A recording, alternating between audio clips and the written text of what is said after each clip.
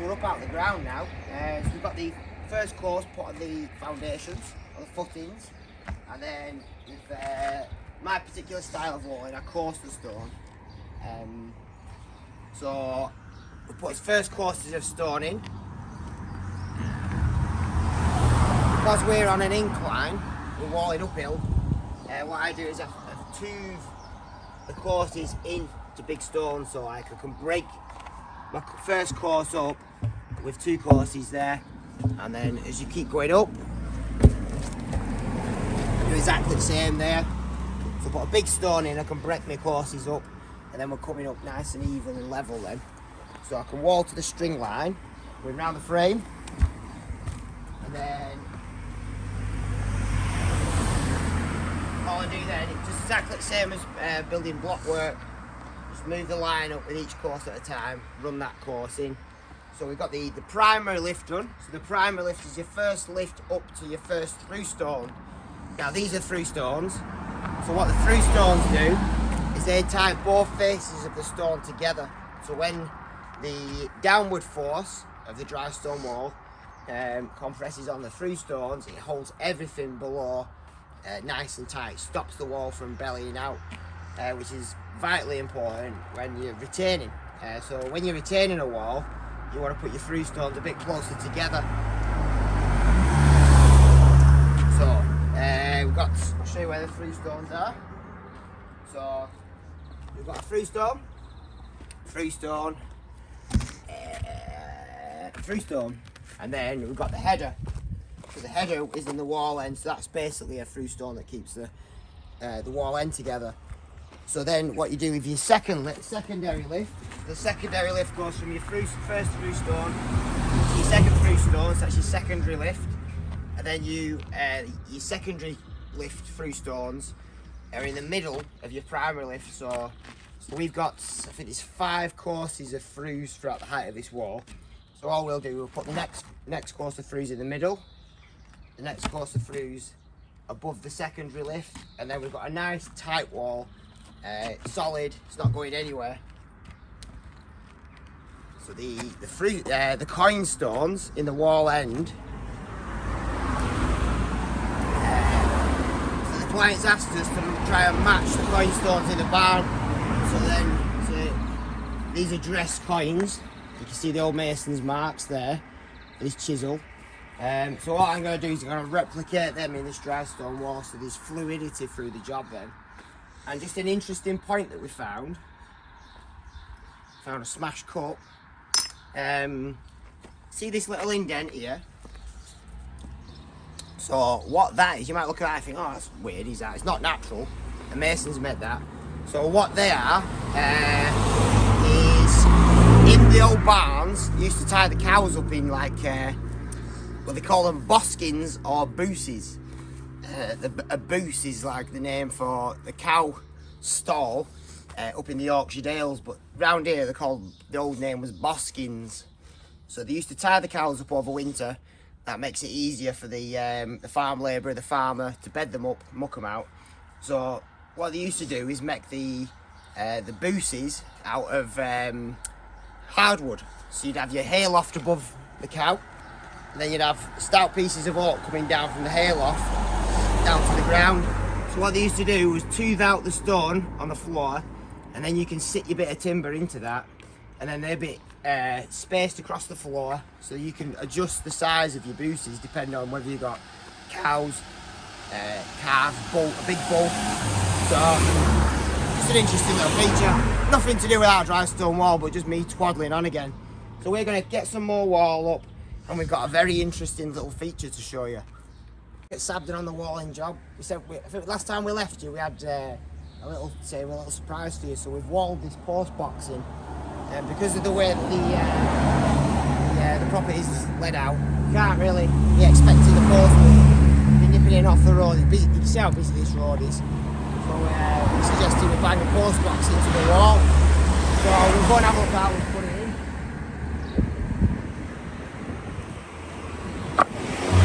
We managed to get this post box off of eBay. We thought it better not to have a red one, because you get some dolloper coming up and posting his post. you know, his pools returns and what have you. So we thought we'd get a different colour one, a blue one.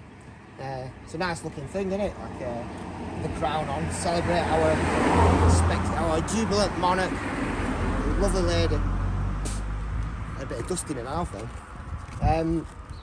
Yeah, so we thought how we're going to put this in. So what we did, we set it into the wall, and we've just had to position it with the batter of the wall, so that it doesn't protrude out past our batter and our straight line at the face of the wall. So what we did, we got up to the height where we wanted to place it. We put a flag in, and what we did, we just bedded this flag on some cement so we can get it to a level. We know it ain't going to be wiggling around over time. And then we've carried the walling on, carried the courses of walling on, and we've did some returns with the stonework. We dressed these stones up, and these stones are protruding well into the heart of the wall. So all that weight of the structure above, compressing the stone, this ain't going anywhere. And then we put this flag on the top. We protruded the flag ever so slightly from the face of the wall, so that any water that drips off isn't going to be going and soaking your, you're not going to be getting your junk mail soaking wet, and then your postman stuck it all in. So we've screwed and resined the post box down to the flag as well.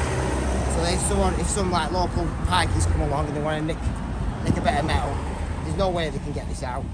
We've got like a hell of a weight of stone around it. It's resined down, cemented in. Yeah, so that's that. So it's a really nice little feature, that.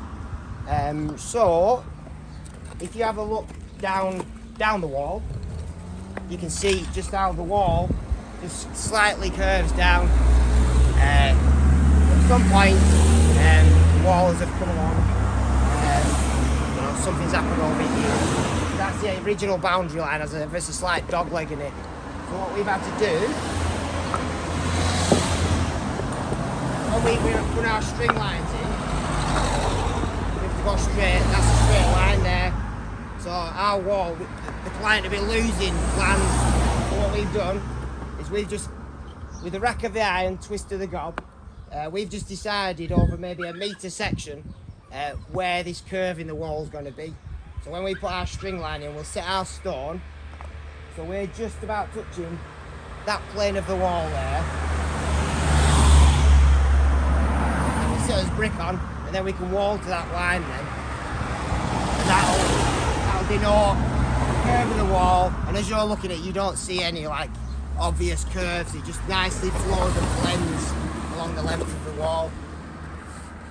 You can't even tell when you stand back that there is a curve in there. The coin stones in the end of the wall, we've dressed them to match the coin stones on the building, so these flow through the landscape here. We can't go up any higher here because the scaffolding's in the way. This was supposed to be down a few weeks since was this. Obviously you can't get the tradesmen now, but once this wall's up to height, I'm just having to cut this off, and then we can just carry on building the wall. So if we have a look, this side up, we've got our batter, our nice even batter of this face of the wall, the roadside wall. But if you can remember I was saying earlier on, where you're retaining the wall, you have a vertical, so the batter is the front, so it's natural forces want to push the wall that way.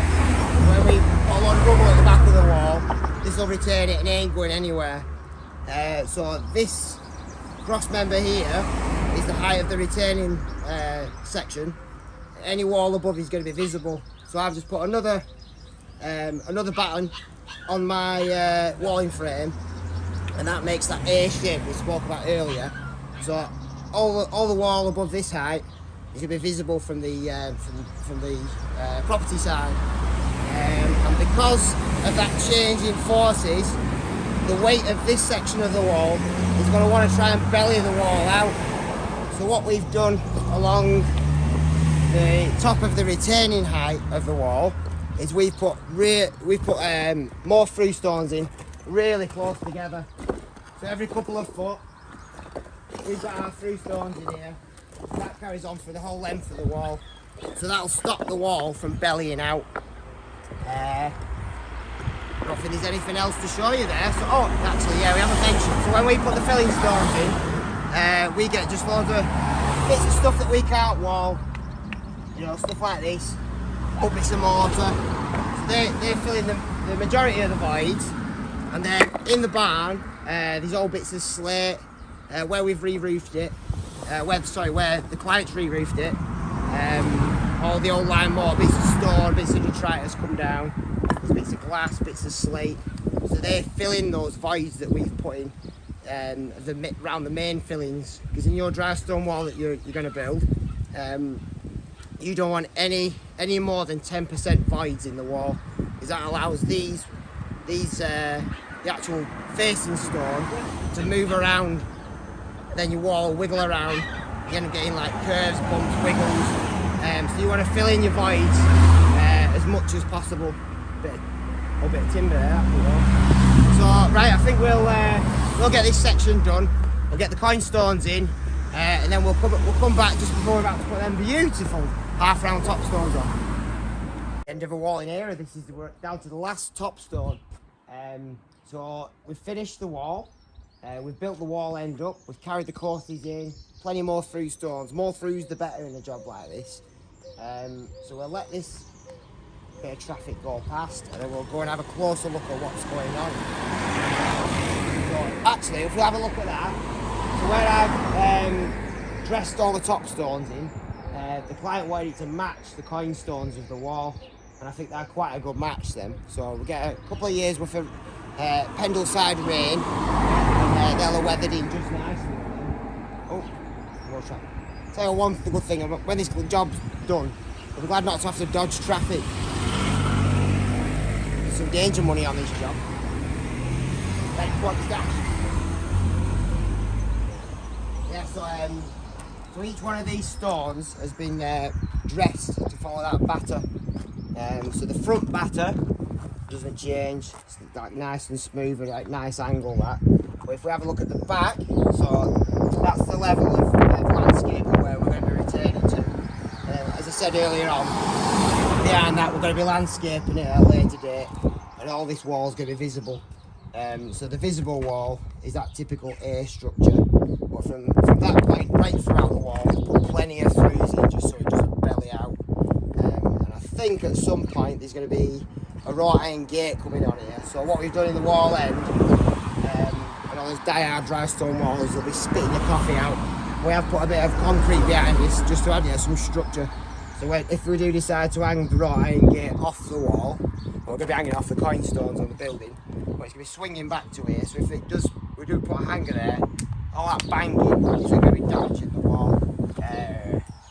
So right, the top stones. So we found this beautiful stone. So this has like a natural curve down to it. We just found it underneath the tree when we were taking the tree down. So we thought this would be beautiful, just as like a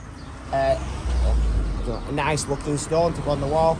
I like how it's all weathered in, and it looks like it's always been there. So if we have a look at the back of the wall, we can see this up to this point here where we're returning.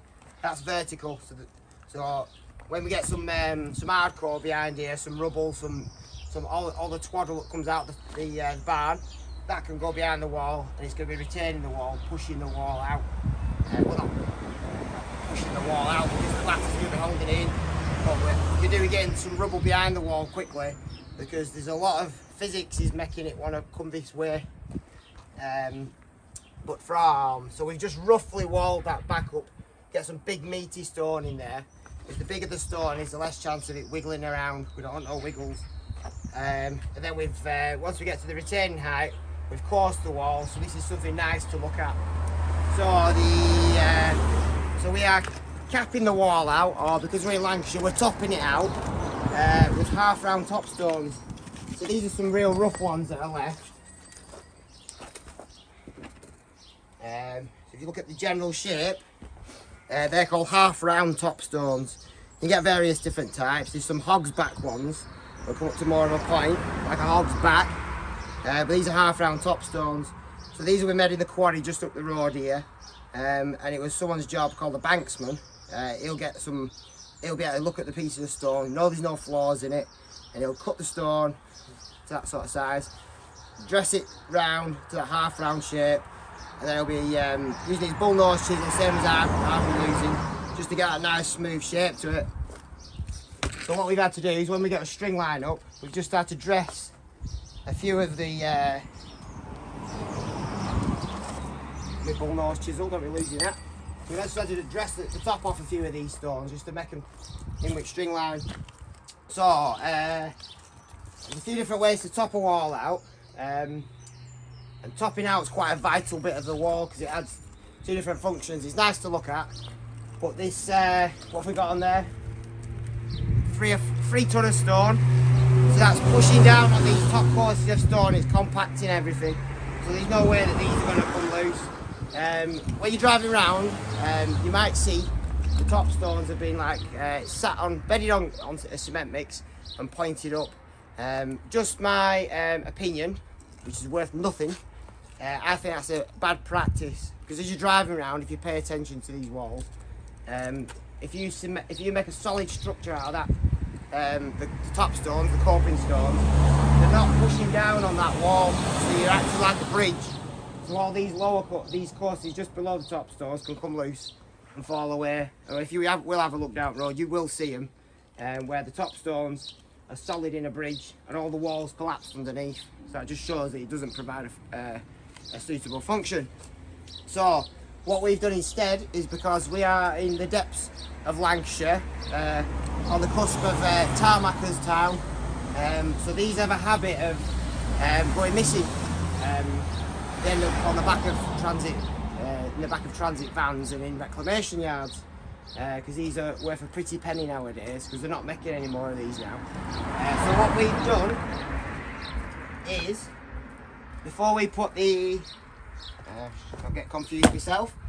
Before we put the top stones on, we haven't put any fillings in the top course of stone here, and we've used quite a strong mix of 4:1, so that won't provide that bridge that I was on about earlier.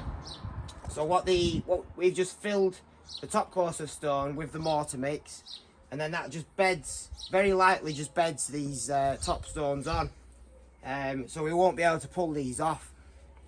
So what we'll do is we'll just put a tiniest little bed of mortar on it, just a little buttering like you put your toast, a tiny little bit more. We'll move that out. So, and then we'll put a half round top stone on, and because we've got the we want the best side of the wall from the front when you're looking at the property, we're going to put that arris of the top stone to the arris of the wall, so it's a nice straight line, straight edge. Where's my knocking stick? I'll just knock that down to my string line, and then with the very last top stone, I've dressed this to fit very snugly in that gap. So we'll put it in. So, bloody string line. He's in anyway. So, put that back up.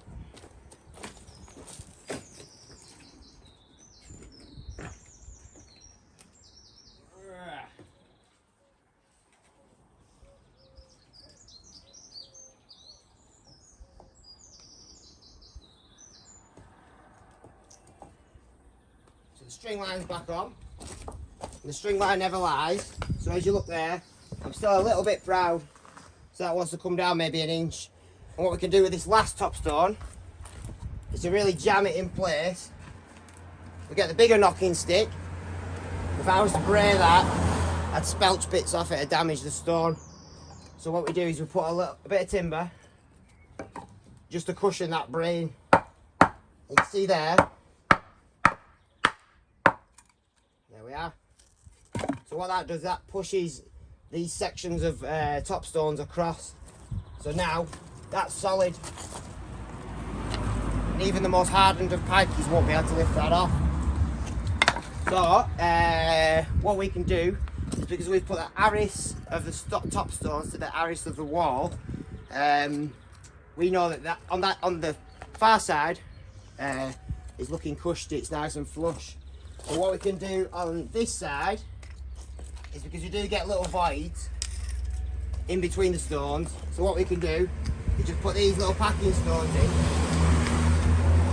sit them in, so that just disguises this joint here. Then any water that gets down into there gets shed off the face of the stone. So we've got a little one in there, and it just feathers that last course of stone in. Put that in. And just give them a little fairy tale. It's nice and snug there.